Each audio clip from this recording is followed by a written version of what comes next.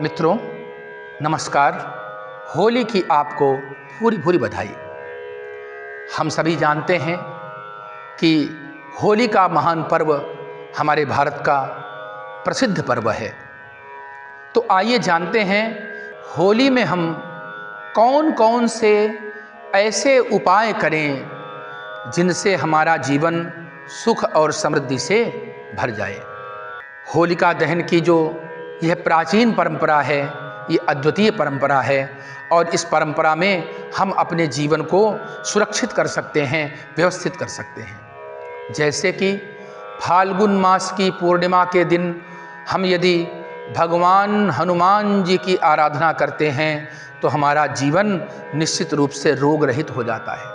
कई सारे भक्त हैं, कई सारे लोग ऐसे हैं जो रोगों से, कर्ज से, शत्रुओं से परेशान रहते हैं। ऐसे लोग भगवान हनुमान जी का पूजन होलिका की पूर्णिमा में करें।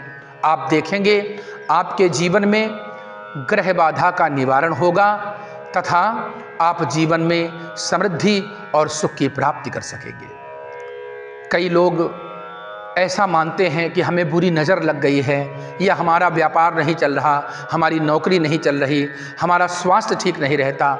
ऐसे लोग होली में गाय के कंडों के साथ, जैसे आटे की लोई है, सरसों है, राई है, गन्ना है और फसल में जो भी चीज़ें होती हैं इस समय औषधीय चीज़ें, वो सभी होलिका दहन में डाल सकते हैं। हम सभी को होली में भगवती लक्ष्मी की भी आराधना करनी चाहिए, क्योंकि होली में ऐसे पावन योग रहते हैं जो भगवती लक्ष्मी को अत्यंत प्रिय हैं। जैसा कि हम सभी जानते हैं कि बिना अर्थ के इस जीवन में व्याकुलता रहती है और भौतिक जीवन जीने के लिए हमें अर्थ की आवश्यकता है। और धन की अधिष्ठात्री हैं भगवती लक्ष्मी। धनिया और गुड़ से, कमल गट्टा से और कमल पुष्प से जो भी भगवती लक्ष्मी का पूजन करता है, निश्चित रूप से उनके जीवन में सुख, समृद्धि और ऐश्वर्य आता है।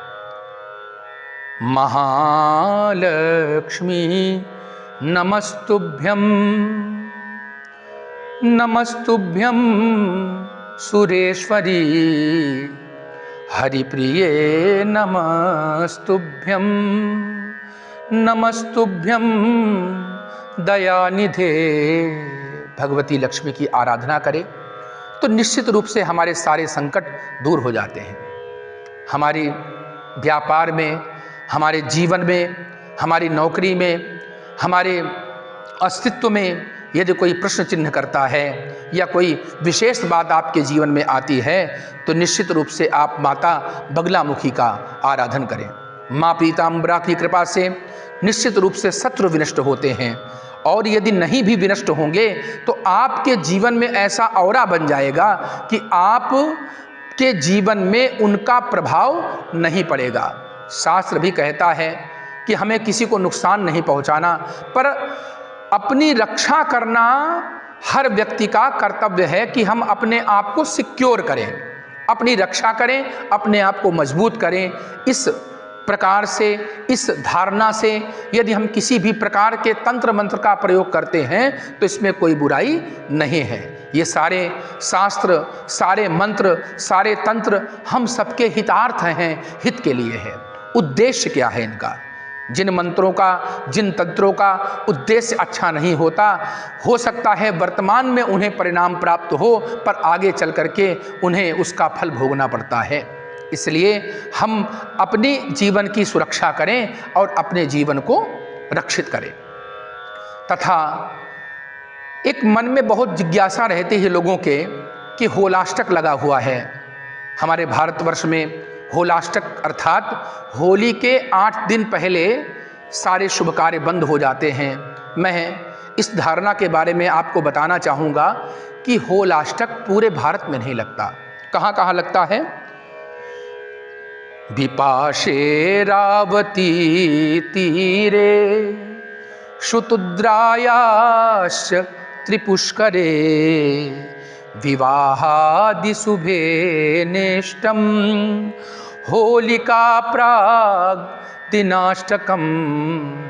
होशियारपुर, जालंधर, विपाशे रावती तीरे अर्थात पंजाब आदि क्षेत्रों में होलाष्टक का प्रभाव अधिक रहता है। ये पूरे भारत में व्याप्त नहीं होता।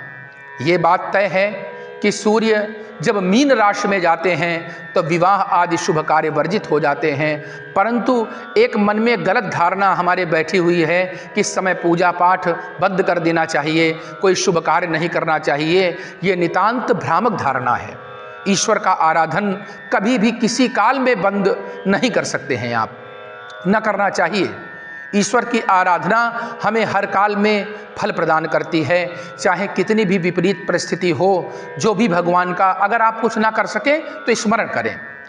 कहने का तात्पर्य मिथक ये है कि हम लोग शुभ कार्यों को छोड़ देते हैं, जबकि इन मासों में अगर भगवान विष्णु का, लक्ष्मी का, दुर्गा का, गणेश का, हनुमान जी का आराधन किया जाए तो हमें विशेष फल प्राप्त होता है। इसलिए अच्छे काम को हमेशा करते रहना चाहिए और बुरे काम को हमेशा टालते रहना चाहिए। हो सकता है टालने के बाद आप उस बुरे काम को ना करें। इसलिए शास्त्र कहता है कि निश्चित रूप से आप भगवान की शरण में जाएंगे तो क्या होता है, तदेव लग्नम सुदिनम तदेव ताराबलम चंद्रबलम तदेव विद्याबलम दैवबलम तदेव लक्ष्मीपते तेंघ्रियुगमस्मरामि। वही लग्न शुभ है, वही दिन शुभ है, वही मुहूर्त शुभ है जब हम लक्ष्मीपति भगवान विष्णु की आराधना करें। तो हम सभी हर्ष और उल्लास से होली पर्व को मनाएं, अपने जीवन में सुख समृद्धि लाएं, सबसे प्रेम से मिलें और सबके जीवन में प्रेम बांटें, क्योंकि ईश्वर जो है प्रेम में ही निवास करता है। सब सोची प्रेम सगाई, सब सोची प्रेम, दुर्योधन घर मेवा त्याग्यो, साग विदुर घर खाई। सब ऊंची प्रेम सगाई।